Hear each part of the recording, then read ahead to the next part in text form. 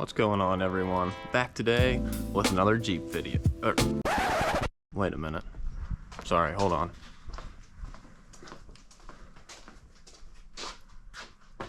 What's going on, everyone? Back today with not another, but the first Subaru video that I've done on this channel. So, a lot of you guys that know me will probably know this car. This is my 2006 STI, and I was in, I don't know, I guess they call it Mexico or something like that. But I was down in Mexico with my dad, and I was racing him, and well, I grabbed, what was it? I was like third, and as soon as I grabbed fourth and laid into it, it made no power, no boost, and pretty much my cylinder roughness on cylinder 3 was just going crazy, counting up, and well, she's toasted. So I never really did anything with it. I just parked it. That was the end of it, and it's been sitting in my front yard for like almost 2 months now. So it's time to get the ball rolling on that and dive into it and see what happens. So let's get into that, and I'll show you guys what's going on. As you can see, I mean, it's not super modified or anything. I mean, it did make 337 horsepower. Well, I shouldn't have put it in air quotes. I had dyno sheets. It made 337 all-wheel horsepower and was tuned down at TPG, which is a local performance shop near me. I mean, I guess it's not really near me, but it's like an hour and a half south of me. Anyways, so what had happened was I was having some difficulties with the AVCS system with this car. It was throwing a code for this right hand intake cam gear not functioning correctly.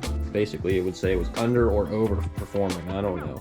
And I replaced both solenoids, I replaced both cam gears, I redid the timing, I flushed the oil system probably 3 times, I think, and the code would just never go away. It would just keep coming back, and I never was able to figure it out. I knew it was eventually going to ultimately cause the car to blow up, but I just pretty much drove it anyways because, well, I didn't really have much of an option at that point. I didn't have the money to pay someone else to figure it out, and well, this is the end result. So hopefully we're going to dive into that and figure all that out and get it done. And then I have another engine that I'm going to basically rip apart for this to make work. It's actually sitting right over here on the stand. It's been there for like, oh man, probably almost 2 years now.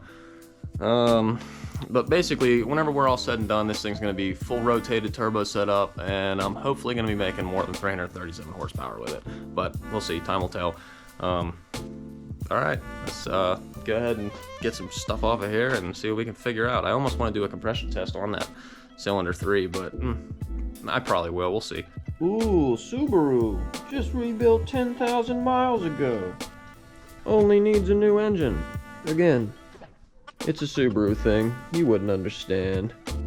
Alright, so I got the radiator out, and I got the top mount intercooler pulled off of here, and man, I forgot how much of a pain in the ass they are to get off whenever they're bigger than factory.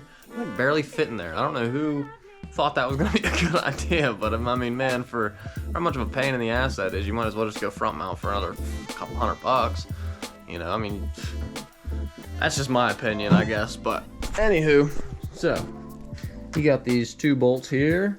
Those are going to be for your radiator tie downs, and then obviously you have your upper radiator hose and your lower radiator hose that goes on your thermostat housing, and then of course you're going to have these 2 hoses here for, I don't really know, expansion tank I'm going to call it, I guess.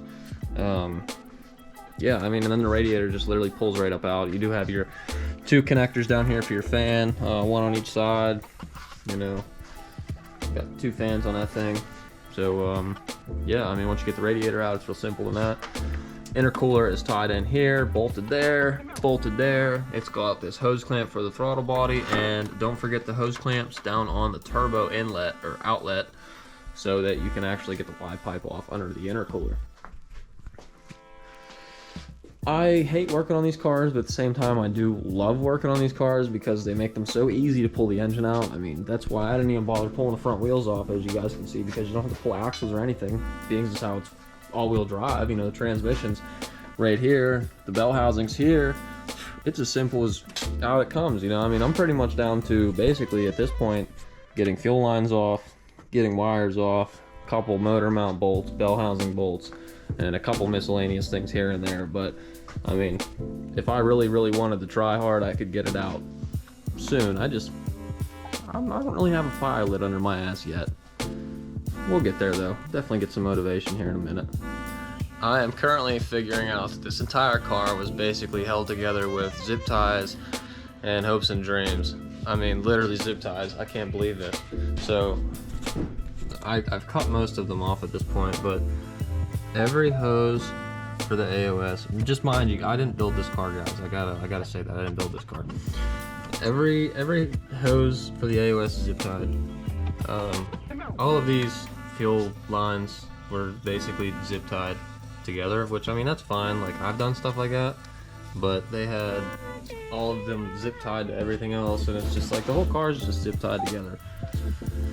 And I'm not a super big fan of that. I've also figured out that I am missing bell housing bolts. So that's pretty sweet. I don't know how many is missing, but there's one for now, so that's definitely pretty not okay for a car that was mildly built.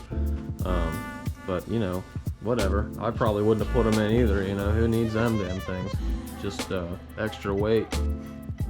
Alright, so with a little bit of fighting with some exhaust bolts and getting out the bell housing bolts and the motor mount bolts, I think we should be good to go ahead and try to pull this thing out of here. I got the engine hoist hooked up to it right now, and I don't know if you guys can see this or not, but this is a seatbelt. I've done this a lot of times, probably, I don't even know, I couldn't even tell you how many, but I've never had an issue with this. This is not me telling you to do this, but I mean, in a pinch, it does work. I've just never decided to buy a chain because it worked that well for me, so that would be why I'm doing that. But I'm gonna go ahead and probably get my GoPro set up for you guys so I can get a good shot of me actually pulling this thing out of here. With the time lapse, of course, I'm hoping that this thing goes smoothly. I guess we'll just have to see. Alright, I gotta grab some screwdrivers and some pry bars.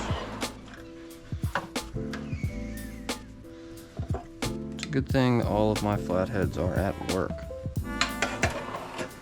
Yeah, good thing.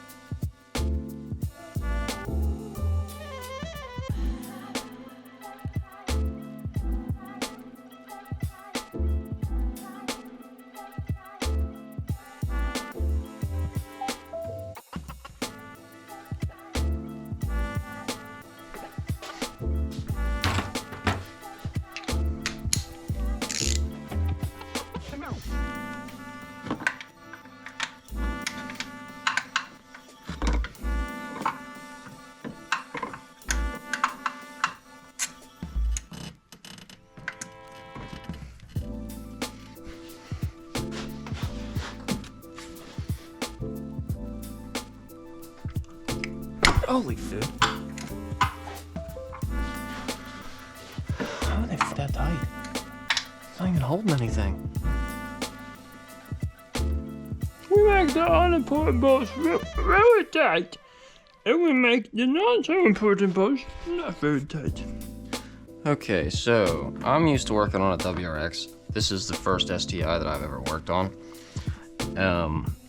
I was unaware that the 6-speeds had a plug down here. I for some reason, there was something telling me that there was something else holding this. And well, I was right, there was. So down here on the side of the transmission, kind of down here where that plug's at, you gotta take that plug out.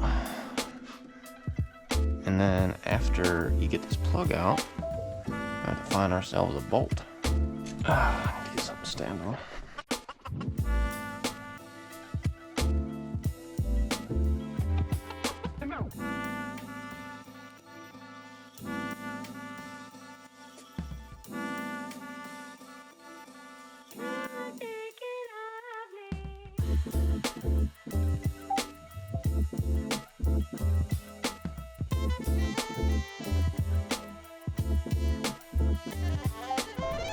Alright, so finally managed to get that pin out. I did actually have to get a tool for it. Thankfully, Mr. Snap-on stopped at work and I was able to get this nice 3-foot pry bar off of him. And that really helped me get this pin out. So this thing, in my case, was a pain in the ass. Mainly because I did it wrong first, so don't forget about this pin if you drive the STI. Don't do what I did and forget about it. You're just gonna make it work a lot harder than it needs to be. But anywho, so after you get that little bastard out of there, like I said, it's down yonder, that little pin down there. It comes out of this hole right here, and then your shift clutch fork can, come free. And then hopefully now the engine can come back out. So I'm gonna get you guys back up on the head mount, and I'm gonna actually remove the engine this time. We're gonna get it out of the car, thankfully, and then hopefully do a teardown vid and another video and see what's going on with this thing, because I still don't know yet, but we will find out. Alright, so I got the starter laying here because for some reason I decided I didn't want to unhook it. I couldn't tell you why, but let's go ahead and see if this thing picks up any better than it did before.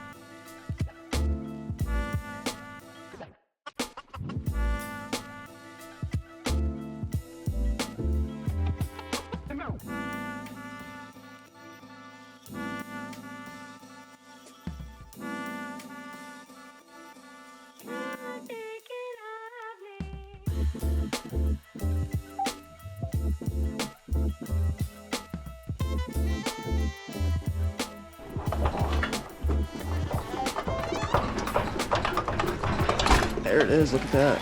Look at that. Just need to wiggled out.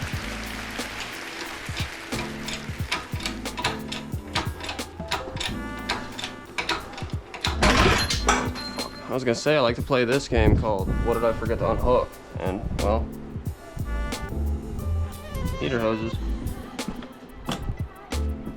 Dummy. I think that's it though. This looks like heater hoses. No cylinder 4 cooling mod done to this one.